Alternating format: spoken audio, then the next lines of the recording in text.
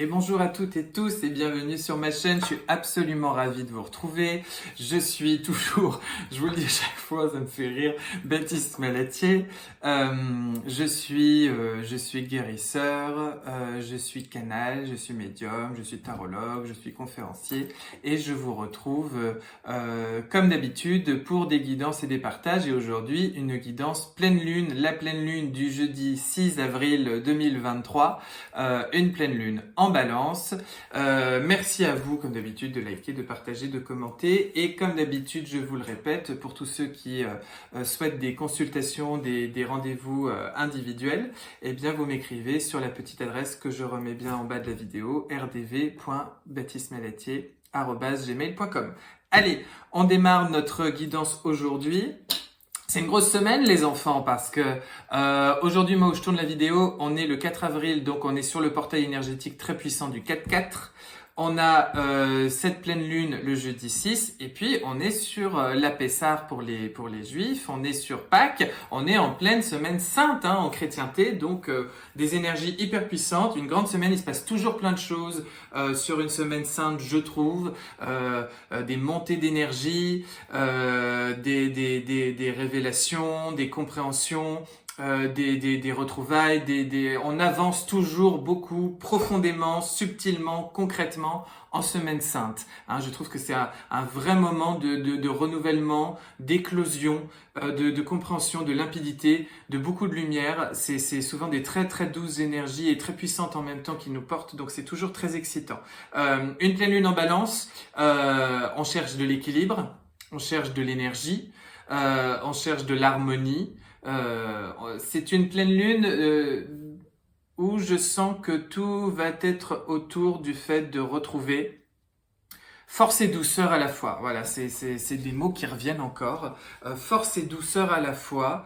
Sa force en nous, d'aller encore plus loin, chercher cette force et surtout d'aller encore plus loin, l'ancrer en nous. C'est comme s'il fallait être de plus en plus habité de cette nouvelle ossature et de cette lumière, et le tout avec beaucoup de douceur. La douceur qui peut faire des merveilles, des miracles, qui peut solutionner toute chose, toute mécanique, comme ça. Enfin, il y a quelque chose d'extrêmement puissant. On va être extrêmement tourné également sur un questionnement autour de nos relations amicales, amoureuses, nous dans la relation à l'autre, nous avec l'autre, nous au travers d'une relation en particulier, ça peut être également une relation professionnelle ou un lien d'âme fort ou fraternel, etc.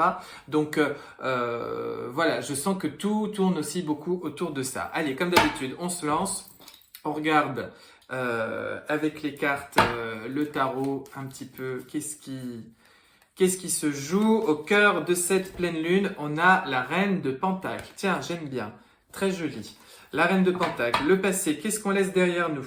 Qu'est-ce qu'on laisse derrière nous avec cette pleine lune? Qu'est-ce qui nous est demandé de laisser derrière nous? Encore du denier, le valet de denier, ok. Dans notre tête, qu'est-ce qu'on doit avoir en tête? Waouh, l'as de coupe, j'adore. L'as de coupe, sur quoi on doit se reposer? Qu'est-ce qui doit nous aider? La 9 d'épée, ok. Je vois un petit peu où ça nous emmène. Et on va vers quoi avec cette pleine lune? Elle est censée nous amener vers quoi? La 3 de bâton. Ça va être une très jolie pleine lune au plein cœur de cette semaine sainte, en plein cœur de vos prières que vous devez adresser comme ça à l'énergie du Christ, à Sananda. Alors, je rentre dedans les enfants. Reine de denier. La reine de denier, au cœur de cette pleine lune, elle vient me parler de prendre soin de soi avec quelque chose de très noble et de très sécurisant. La reine de denier, c'est la mère protectrice. Les deniers, vous savez, c'est des concrets, c'est du concret, c'est des concrets. C'est du concret, c'est de l'argent, c'est tout ce à quoi on accorde de la valeur, c'est la matière, c'est solide, c'est sécurisant, c'est ce sur quoi on investit. Et la reine de denier, c'est l'idée de prendre correctement soin de soi, de ce que l'on a en soi, de ce que l'on a autour de soi, d'être en gratitude. C'est une énergie douce, mais encore encore une fois très forte. C'est marrant, force et douceur. Je crois que ça va être le mot de cette pleine lune. Force et douceur pour ramener de l'équilibre, de la justesse, de la justice dans votre relation avec vous-même, hein. Entrez dans une nouvelle relation avec vous-même, hein. Pour métamorphoser, transformer votre vie, il faut aller plus loin dans une nouvelle relation avec vous-même. Et cette nouvelle relation avec vous-même, elle passe par aller plus loin dans cette relation avec le divin, avec le Père-Mère qui est votre source d'origine, avec votre source, et d'aller plus loin, intégrer ce couple masculin sacré et féminin puissant, ou masculin puissant et féminin sacré, vous le prenez dans tous les sens en vous-même, hein, et c'est d'aller prendre soin, d'aller faire fleurir, d'aller accueillir ça et d'aller le solidifier. Ce que vous laissez derrière vous, regardez, c'est ce valet de denier. Donc vous sautez l'étape. C'est très intéressant d'ailleurs. Vous sautez l'étape du cavalier de denier qui est entre les deux normalement dans la hiérarchie, c'est-à-dire l'idée que peut-être on va prendre un certain temps pour faire les choses. Ce que vous laissez derrière vous, tout simplement sans prendre de temps, sans perdre de temps, c'est ce côté un peu plus juvénile que peut représenter ce valet de denier. Le valet de denier, c'est entreprendre quelque chose concrètement dans sa vie, hein, c'est peut-être un projet, tout ça. Vous quittez cette notion de vous... En fait, bon, c'est comme si je vais arrêter de faire carte par carte, mais aller droit au but du message de cette guidance. Vous avez eu beaucoup de messages. Ce que vous avez à faire, ce que vous devez faire, la manière dont vous devez appréhender votre situation, vous le connaissez. Vous avez la solution, vous avez eu les clés, vous avez même eu beaucoup de synchronicité pour vous l'indiquer. Vous le connaissez. Donc, ne soyez pas bleu, ne soyez plus juvénile quant à votre approche de la situation, comme quelque chose, voilà, une petite graine, un petit départ, un petit quelque chose que vous allez... Non, soyez déjà beaucoup plus assuré, hein, comme une adulte. Une reine, déjà, elle est adulte, déjà elle est reine. Et puis en plus, elle est adulte, contrairement aux autres qui sont enfants et adolescents, hein, comme personnages de cour. Là, on est sur une reine, et soyez beaucoup plus affirmés. Vous savez comment vous devez prendre les choses, vous savez ce qu'il vous reste à faire. Ce qu'il vous reste à faire, c'est prendre soin de vous, c'est d'être vraiment dans quelque chose où vous allez d'abord vous donner à vous-même complètement ce que vous attendez, ce que vous espérez, ce que vous souhaitez le plus possible de votre vie, et vous le mettez en place.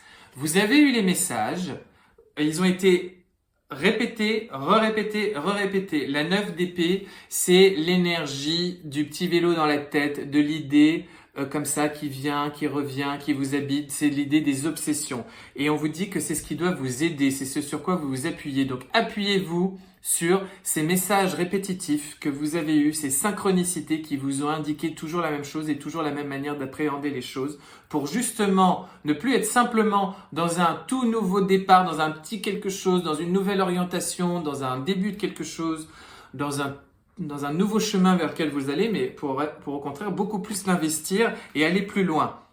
Ce nouveau chemin vers lequel vous allez, vous devez l'avoir en tête, et c'est l'as de coupe.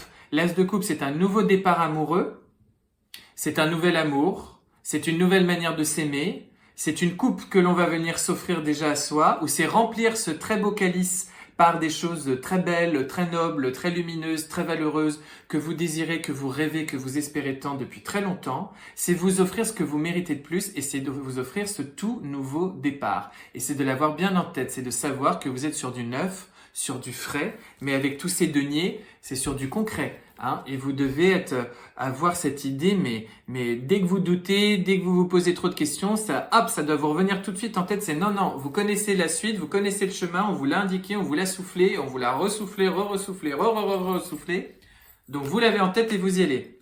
Et du coup, ça vous amène vers quoi? Juste l'attente que ça se manifeste. 3 de bâton. C'est une énergie où on sait que ça va se mettre en place, on sait juste c'est pas quand.